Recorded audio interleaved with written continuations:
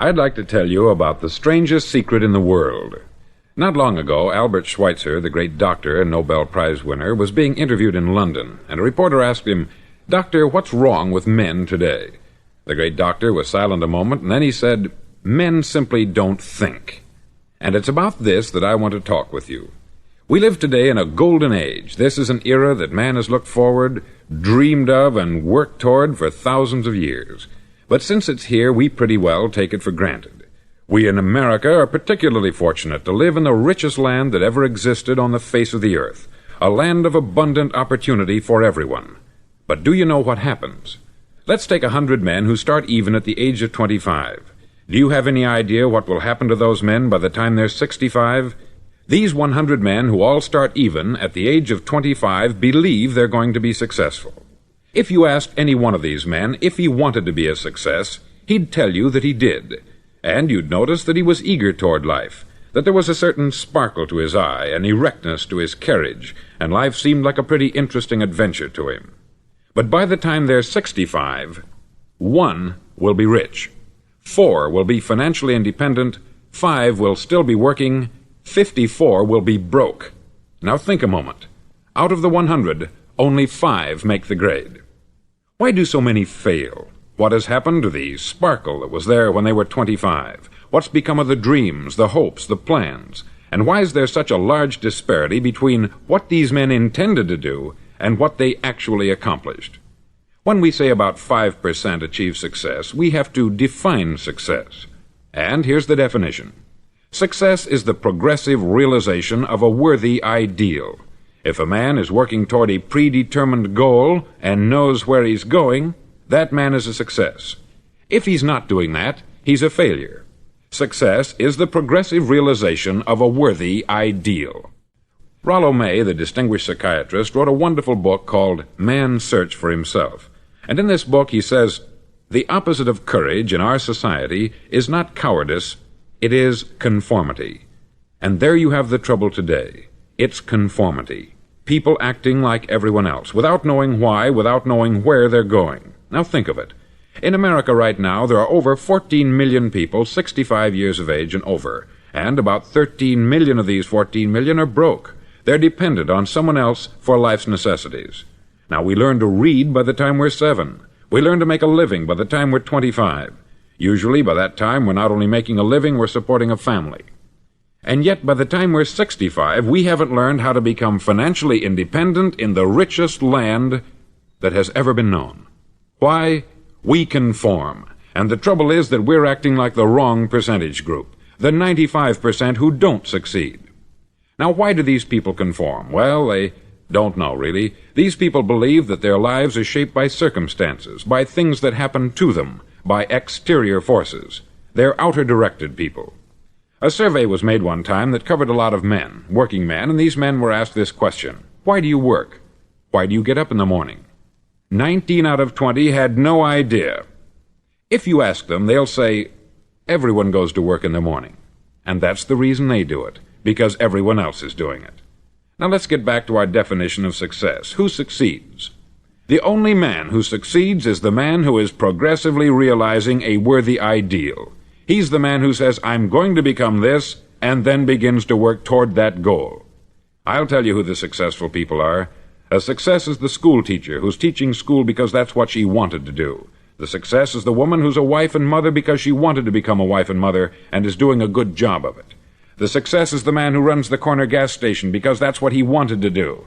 The success is the successful salesman who wants to become a top-notch salesman and grow and build with his organization. A success is anyone who is doing deliberately a predetermined job because that's what he decided to do deliberately. But only 1 out of 20 does that. That's why today there isn't really any competition, unless we make it for ourselves. Instead of competing, all we have to do is create. Now, for 20 years, I looked for the key which would determine what would happen to a human being. Was there a key, I wanted to know, which would make the future a promise that we could foretell to a large extent? Was there a key that would guarantee a person's becoming successful if he only knew about it and knew how to use it? Well, there is such a key, and I've found it. Have you ever wondered why so many men work so hard and honestly without ever achieving anything in particular, and others don't seem to work hard and yet seem to get everything? They have the magic touch. You've heard them say that about someone. Everything he touches turns to gold. And have you ever noticed that a man who becomes successful tends to continue to become successful, and on the other hand, have you noticed how a man who is a failure tends to continue to fail? It's because of goals. Some of us have them, some don't. People with goals succeed because they know where they're going. Now think of a ship leaving a harbor, and think of it with the complete voyage mapped out and planned. The captain and crew know exactly where it's going and how long it will take. It has a definite goal. 9,999 times out of 10,000 it will get to where it started out to get. Now let's take another ship, just like the first, only let's not put a crew on it, or a captain at the helm. Let's give it no aiming point, no goal, no destination. We just start the engines and let it go. I think you'll agree with me that if it gets out of the harbor at all, it will either sink or wind up on some deserted beach a derelict. It can't go any place because it has no destination and no guidance. It's the same with a human being. Take the salesman, for example. There is no other person in the world today with the future of a good salesman. Selling is the world's highest paid profession, if we're good at it and if we know where we're going. Every company needs top-notch salesmen, and they reward those men. The sky is the limit for them. But how many can you find? Someone once said, the human race is fixed, not to prevent the strong from winning, but to prevent the weak from losing. The American economy today can be likened to a convoy in time of war. The entire economy is slowed down to protect its weakest link, just as the convoy had to go at the speed that would permit its slowest vessel to remain in formation. That's why it's so easy to make a living today. It takes no particular brains or talent to make a living and support a family today. So we have a plateau of so-called security, if that's what a person's looking for. But we do have to decide how high above this plateau we want to aim for. Now let's get back to the strangest secret in the world, the story that I wanted to tell you today. Why do men with goals succeed in life, and men without them fail? Well, let me tell you something which, if you really understand it, will alter your life immediately. If you understand completely what I'm going to tell you from this moment on, your life will never be the same again. You'll suddenly find that good luck just seems to be attracted to you. The things you want just seem to fall in line. And from now on, you won't have the problems, the worries, the gnawing lump of anxiety that perhaps you've experienced before. Doubt, fear, well, they'll be things of the past. Here's the key to success, and the key to failure. We become what we think about. Now let me say that again. We become what we think about. Throughout all history, the great wise men and teachers, philosophers and prophets have disagreed with one another on many different things. It is only on this one point that they are in complete and unanimous agreement. Listen to what Marcus Aurelius, the great Roman emperor, said. He said, "A man's life is what his thoughts make of it." Disraeli said this, "Everything comes if a man will only wait. I have brought myself by long meditation to the conviction that a human being with a settled purpose must accomplish it, and that nothing can resist a will that will stake even existence for its fulfillment." Ralph Waldo Emerson said this, "A man is what he thinks about all day long." William James said, "The greatest discovery of my generation is that human beings can alter their lives by altering their attitudes of mind." And he also said, "We need only in cold blood act as if the thing in question were real, and it will become infallibly real by growing into such a connection with our life that it will become real. It will become so knit with habit and emotion that our interest in it will be those which characterize belief." He also said this, "If you only care enough for a result, you will almost certainly attain it. If you wish to be rich, you will be rich. If you wish to be learned, you will be learned. If you wish to be good, you will be good. Only you must then really wish these things, and wish them exclusively, and not wish at the same time 100 other incompatible things just as strongly." In the Bible you read, in Mark 9:23, "If thou canst believe, all things are possible to him that believeth." Dr. Norman Vincent Peale said this, "This is one of the greatest laws in the universe. Fervently do I wish I had discovered it as a very young man. It dawned upon me much later in life, and I've found it to be one of the greatest, if not my greatest discovery, outside of my relationship to God. And the great law, briefly and simply stated, is that if you think in negative terms, you'll get negative results. If you think in positive terms, you will achieve positive results. That is the simple fact which is at the basis of an astonishing law of prosperity and success. In 3 words, believe and succeed. William Shakespeare put it this way: "Our doubts are traitors, and make us lose the good we oft might win, by fearing to attempt." George Bernard Shaw said, "People are always blaming their circumstances for what they are. I don't believe in circumstances. The people who get on in this world are the people who get up and look for the circumstances they want, and if they can't find them, make them." Well, it's pretty apparent, isn't it? And every person who discovered this for a while believed that he was the first one to work it out. We become what we think about.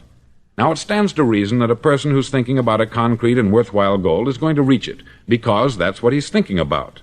And we become what we think about. Conversely, the man who has no goal, who doesn't know where he's going, and whose thoughts must therefore be thoughts of confusion and anxiety and fear and worry, becomes what he thinks about. His life becomes one of frustration, fear, anxiety, and worry. And if he thinks about nothing, he becomes nothing. Now, how does it work? Why do we become what we think about? Well, I'll tell you how it works as far as we know. Now, to do this, I want to tell you about a situation that parallels the human mind. Suppose a farmer has some land, and it's good, fertile land. Now, the land gives the farmer a choice. He may plant in that land whatever he chooses. The land doesn't care. It's up to the farmer to make the decision. Now, remember, we're comparing the human mind with the land, because the mind, like the land, doesn't care what you plant in it. It will return what you plant, but it doesn't care what you plant.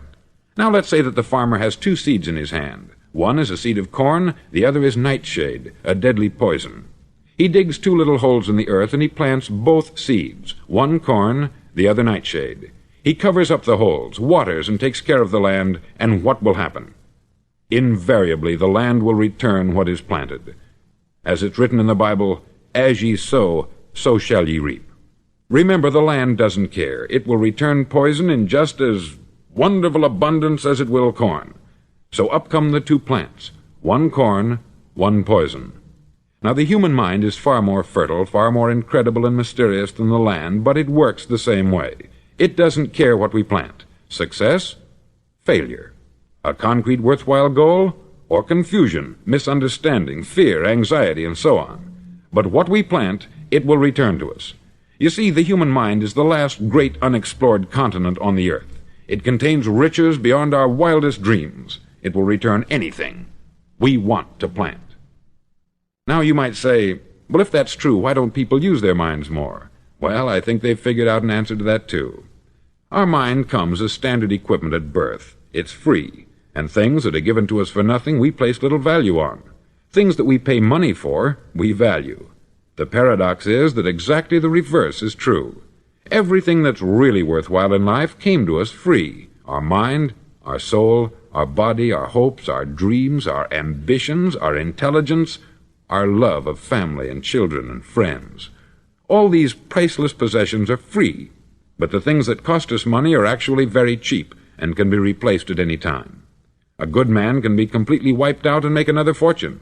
He can do that several times. Even if our home burns down, we can rebuild it, but the things we got for nothing, we can never replace. The human mind isn't used merely because we take it for granted. Familiarity breeds contempt. It can do any kind of job we assign to it, but generally speaking, we use it for little jobs instead of big important ones. Universities have proved that most of us are operating on about 10% of our abilities. Decide now, what is it you want? Plant your goal in your mind. It's the most important decision you'll ever make in your entire life. Do you want to be an outstanding salesman, a better worker at your particular job? Do you want to go places in your company, in your community? All you've got to do is plant that seed in your mind. Care for it. Work steadily toward your goal, and it will become a reality. It not only will, there's no way that it cannot. You see, that is a law, like the laws of Sir Isaac Newton, the laws of gravity. If you get on top of a building and jump off, you'll always go down. You'll never go up. And it's the same with all the other laws of nature. They always work. They're inflexible. Think about your goal in a relaxed, positive way. Picture yourself in your mind's eye as having already achieved this goal. See yourself doing the things you will be doing when you've reached your goal. Ours has been called the phenobarbital age, the age of ulcers and nervous breakdowns. At a time when medical research has raised us to a new plateau of good health and longevity, far too many of us worry ourselves into an early grave trying to cope with things in our own little personal ways, without learning a few great laws that will take care of everything for us. These things we bring on ourselves through our habitual way of thinking. Every one of us is the sum total of his own thoughts. He is where he is because that is exactly where he really wants to be, whether he'll admit that or not.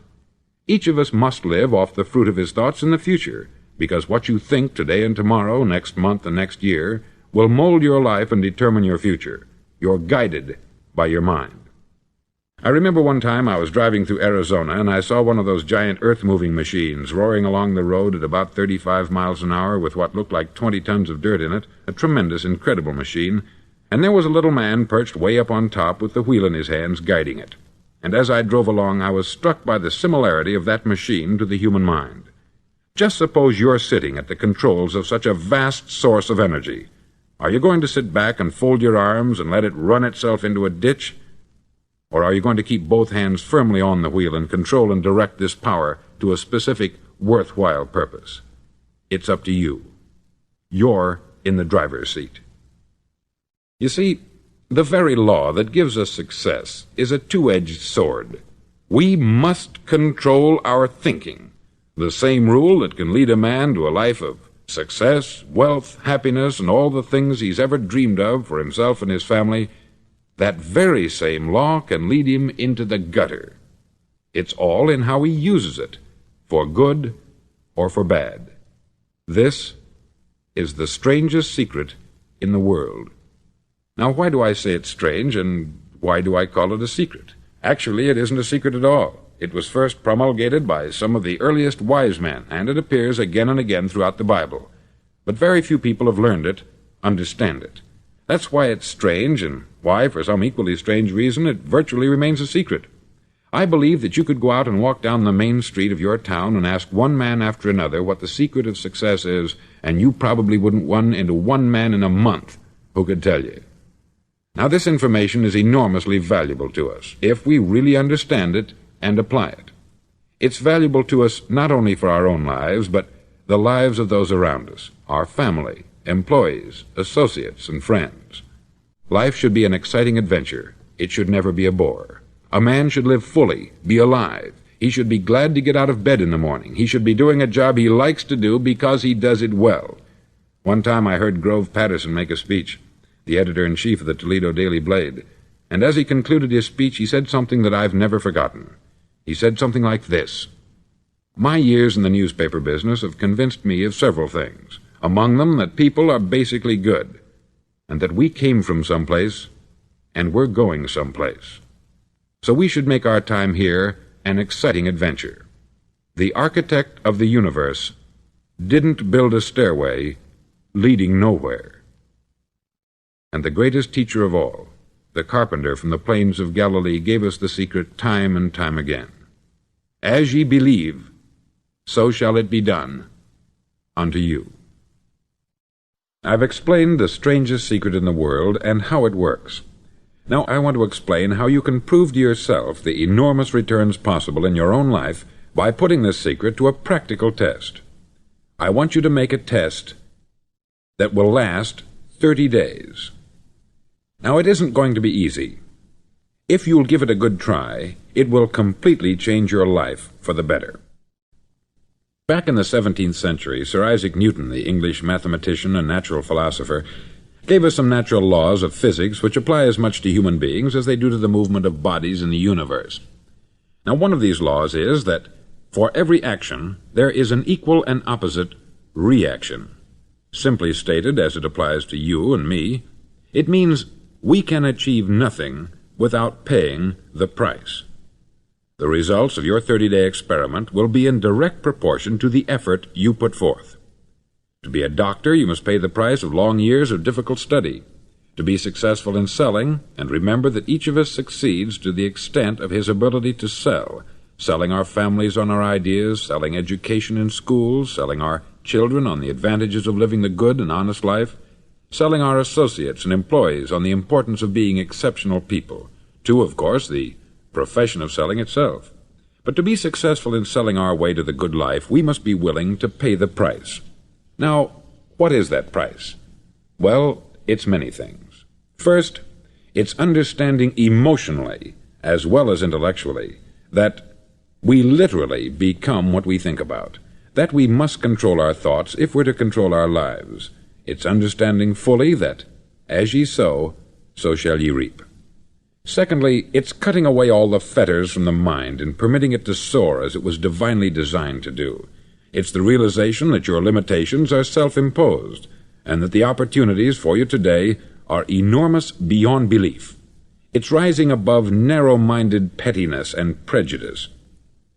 Thirdly, to use all your courage to force yourself to think positively on your own problem, to set a definite and clearly defined goal for yourself, to let your marvelous mind think about your goal from all possible angles, to let your imagination speculate freely upon many different possible solutions, to refuse to believe there are any circumstances sufficiently strong to defeat you in the accomplishment of your purpose, to act promptly and decisively when your course is clear, and to keep constantly aware of the fact that you are, at this moment, standing in the middle of your own acre of diamonds, as Russell Conwell used to point out. Fourth, save at least 10% of what you earn. It's also remembering that no matter what your present job, it has enormous possibilities if you're willing to pay the price. Now let's just go over the important points in the price each of us must pay to achieve the wonderful life that can be ours. It is, of course, worth any price. 1. You will become what you think about. 2. Remember the word imagination. Let your mind soar. 3. Courage. Concentrate on your goal every day. 4. Save 10% of what you earn. And action. Ideas are worthless unless we act on them. Now I'll try to outline the 30-day test I want you to make. Now keep in mind that you have nothing to lose by making this test, and everything you could possibly want to gain. There are two things that may be said of everyone. Each of us wants something, and each of us is afraid of something. I want you to write on a card what it is you want more than anything else. It may be more money. Perhaps you'd like to double your income or make a specific amount of money. It may be a beautiful home. It may be success at your job. It may be a particular position in life. It could be a more harmonious family. Each of us wants something. Write down on your card specifically what it is that you want. Make sure it's a single goal and clearly defined. You needn't show it to anyone, but carry it with you so that you can look at it several times a day. Think about it in a cheerful, relaxed, positive way each morning when you get up, and immediately you have something to work for, something to get out of bed for, something to live for. Look at it every chance you get during the day and just before going to bed at night. As you look at it, remember that you must become what you think about, and since you're thinking about your goal, you realize that soon it will be yours. In fact, it's yours really the moment you write it down and begin to think about it. Look at the abundance all around you as you go about your daily business. You have as much right to this abundance as any other living creature. It's yours for the asking. Now we come to the difficult part. Difficult because it means the formation of what is probably a brand new habit, and new habits are not easily formed. Once formed, however, it'll follow you for the rest of your life. Stop thinking about what it is you fear. Each time a fearful or negative thought comes into your consciousness, replace it with a mental picture of your positive and worthwhile goal. There will come times when you will feel like giving up. It's easier for a human being to think negatively than positively. That's why only 5% is successful. You must begin now to place yourself in that group. For 30 days you must take control of your mind. It will think only about what you permit it to think. Each day for this 30-day test, do more than you have to do. In addition to maintaining a cheerful, positive outlook, give of yourself more than you've ever done before. Do this knowing that your returns in life must be in direct proportion to what you give. The moment you decide on a goal to work toward, you're immediately a successful person. You're then in that rare and successful category of people who know where they're going. Out of every 100 people, you belong to the top 5. Don't concern yourself too much with how you're going to achieve your goal. Leave that completely to a power greater than yourself. All you have to do is know where you're going. The answers will come to you of their own accord. Remember these words from the Sermon on the Mount, and remember them well. Keep them constantly before you this month of your test. Ask, and it shall be given you. Seek, and ye shall find.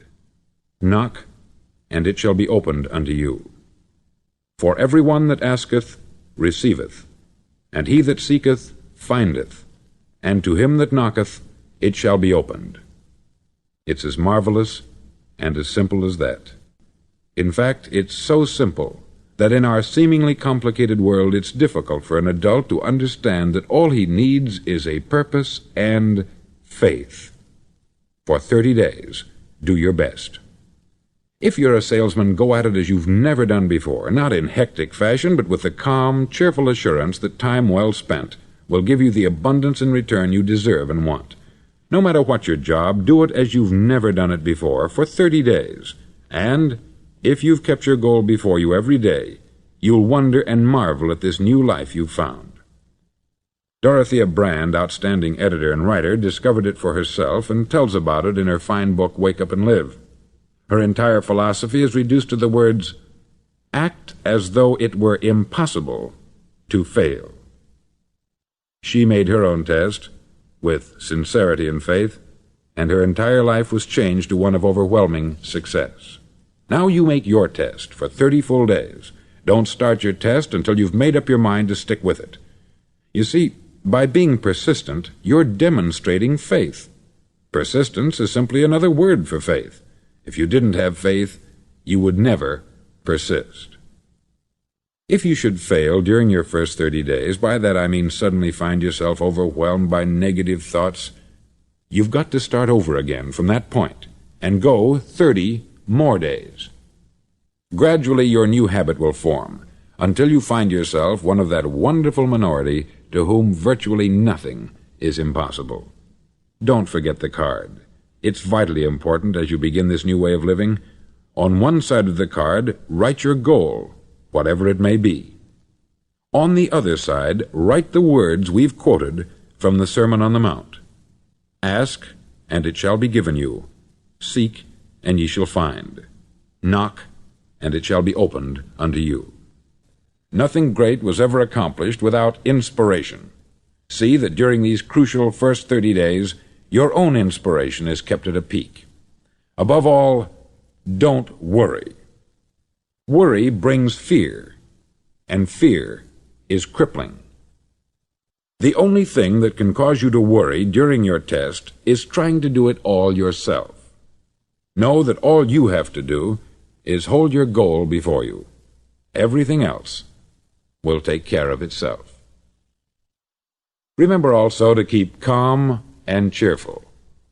Don't let petty things annoy you and get you off course. Now, since making this test is difficult, some may say, well, why should I bother? Well, look at the alternative. No one wants to be a failure. No one really wants to be a mediocre individual. No one wants a life constantly filled with worry, fear, and frustration. Therefore, remember that you must reap that which you sow. If you sow negative thoughts, your life will be filled with negative things. If you sow positive thoughts, your life will be cheerful, successful, and positive. Now, gradually, you will have a tendency to forget what you've heard on this record. Play it often. Keep reminding yourself of what you must do to form this new habit. Gather your whole family about and listen to what's been said here at regular intervals. You know, most men will tell you that they want to make money without understanding the law. The only people who make money work in the mint. The rest of us must earn money. This is what causes those who keep looking for something for nothing or a free ride to fail in life. The only way to earn money is by providing people with services or products which are needed and useful. We exchange our product or service for the other man's money. Therefore, the law is that our financial return will be in direct proportion to our service. Success is not the result of making money. Making money is the result of success, and success is in direct proportion to our service. Most people have this law backwards. They believe that you're successful if you earn a lot of money.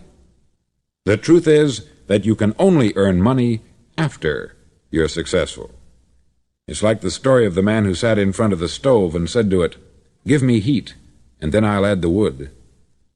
How many men and women do you know, or do you suppose there are today, who take the same attitude toward life? There are millions. We've got to put the fuel in before we can expect heat. Likewise, we've got to be of service first before we can expect money. Don't concern yourself with the money. Be of service. Build, work, dream, create. Do this, and you'll find there's no limit to the prosperity and abundance that will come to you. Prosperity is founded upon a law of mutual exchange. Any person who contributes to prosperity must prosper in turn himself. Sometimes the return will not come from those you serve, but it must come to you from someplace, for that is the law. For every action there is an equal and opposite reaction. As you go daily through your 30-day test period, remember that your success will always be measured by the quality and quantity of service you render, and money is a yardstick for measuring this service. No man can get rich himself unless he enriches others. There are no exceptions to a law. You can drive down any street in America and from your car estimate the service that's being rendered by the people living on that street. Had you ever thought of this yardstick before? It's interesting. Some, like ministers and priests and other devoted people, measure their returns in the realm of the spiritual, but again, their returns are equal to their service. Once this law is fully understood, any thinking person can tell his own fortune. If he wants more, he must be of more service to those from whom he receives his return. If he wants less, he has only to reduce this service. This is the price you must pay for what you want. If you believe you can enrich yourself by deluding others, you can only end by deluding yourself. It may take some time, but just as surely as you breathe, you'll get back what you put out. Don't ever make the mistake of thinking you can avert this. It's impossible.